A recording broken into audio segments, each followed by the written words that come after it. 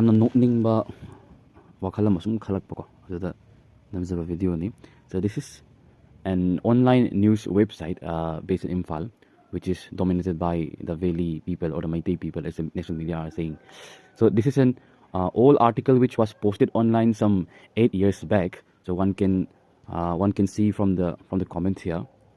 So this is an article, a very old article, written by one Joe and Simon Haukip for the paper Shanghai Express.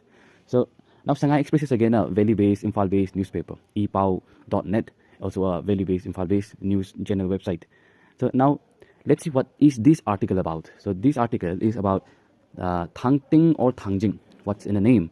A lot in it. So this is an article written from a Kuki perspective against the belief, custom and history of the Meiteis. So in this video, I'm not trying to argue who is right and who is not. So it's in the public domain. One can see it anytime.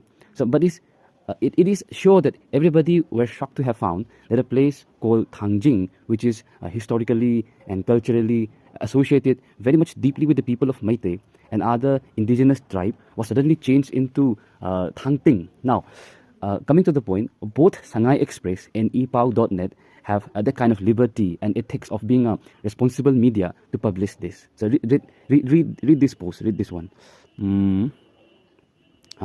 This part.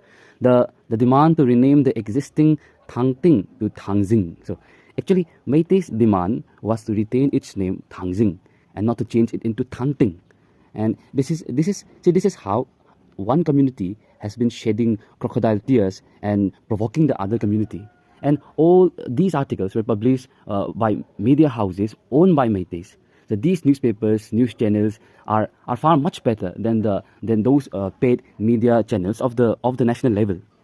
So I request the national media to be neutral